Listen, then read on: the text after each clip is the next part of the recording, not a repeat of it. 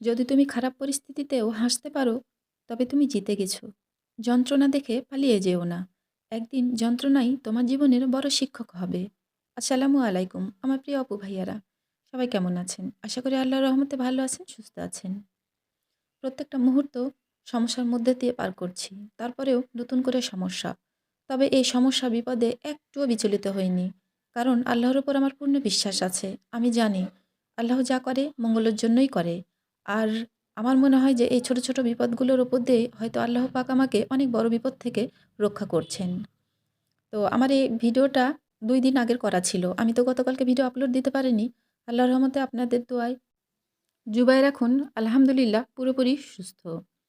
তো আমি এই যে সকালবেলার নাস্তা দিয়েই আজকের এই ভিডিওটা শেয়ার করছি। আমি কিন্তু চিড়াই খেতে ভালোবাসি। তবে আজকে কেন জানি মনে হলো যে যেহেতু খুবই সময় কম ছিল, আসলে আমি আজকে বলছি এটা আজকের না ভিডিওটা। তো যাই হোক, সময় খুবই আমার হাতে কম ছিল। তো ডিম একটা আলাদা করে এক্সট্রা করে না ভেজে একটা ডিম দিয়ে কিন্তু আমি ২ টা চিড়াই করে নিয়েছিলাম। নিয়ে খেয়ে নিয়েছিলাম। তো আমি আজকে কিন্তু দুপুরের কোনো রান্নাবান্না শেয়ার করছি না। তবে আমার প্রিয় আপু ভাইয়ারা একটু ধৈর্য হারাবেন না। আমার ভিডিওটা ফুল ওয়াচ করুন আর ভালোবেসে দেখতে থাকুন। আমি কিন্তু সন্ধ্যার পরে যে নাস্তাটা করেছিলাম সেই ভিডিওটাই শেয়ার করছি। তো আমি কিন্তু সন্ধ্যার পরে সিঙ্গারা করেছিলাম। এটাই আমার জীবনের ১ম সিঙ্গারা করা। তো আলহামদুলিল্লাহ সিঙ্গারাগুলো কিন্তু খুবই ভালো হয়েছিল। আর খেতেও খুব টেস্ট হয়েছিল। যদিও আমি আপনাদেরকে খাওয়াতে পারছি না বা খাওয়াতে পারলাম না।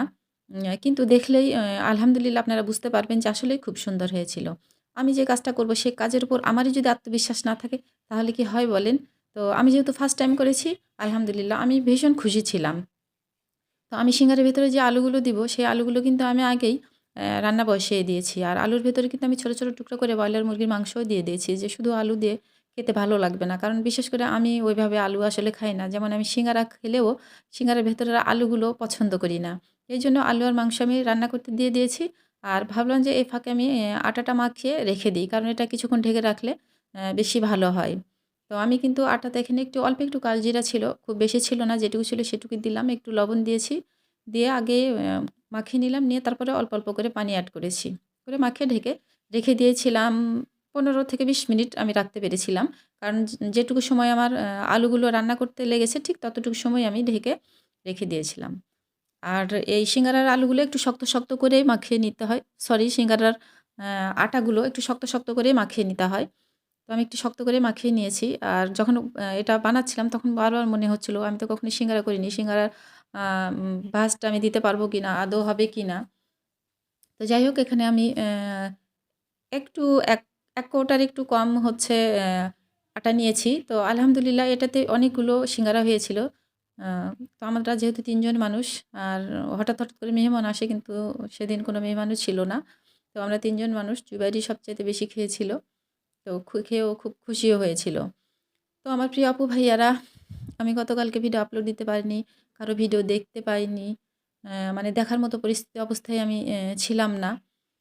আজকে ভিডিওটা আপলোড দিব বলেই আজকে একটু ফ্রি সময় বের করে আমি এই ভিডিওতে ভয়েস দিতে বসে গেছি বা আপলোড দিব। তো দয়া করে আমাকে কেউ ভুলে যাবেন না।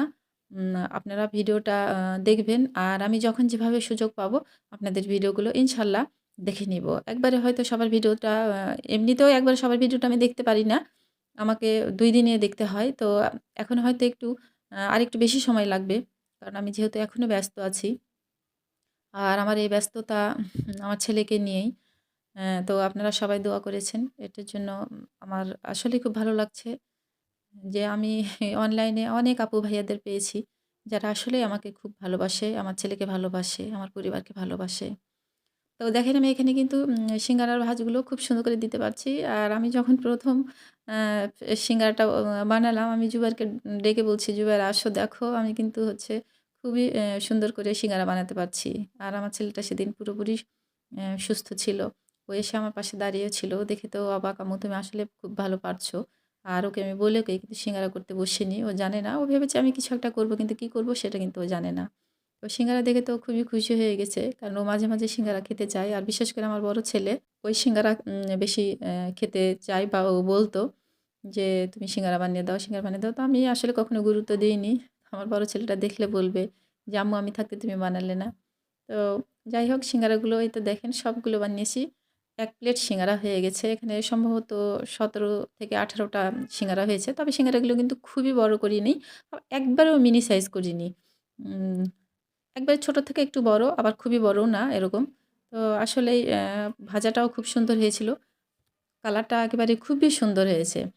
তো মা ছেলে কিন্তু খেতে বসে গেলাম। আর জুবাইর এই যে দেখেন কেমন দুষ্টুমি করছে। ও সুস্থ অবস্থায় থাকতেই ওর এই দুষ্টুমিগুলো ছিল। তো যাই হোক আল্লাহ পাক আ যেটা চান সেটাতে আলহামদুলিল্লাহ। তো আজকের ভিডিওটা এই পর্যন্তই। আল্লাহ হাফেজ।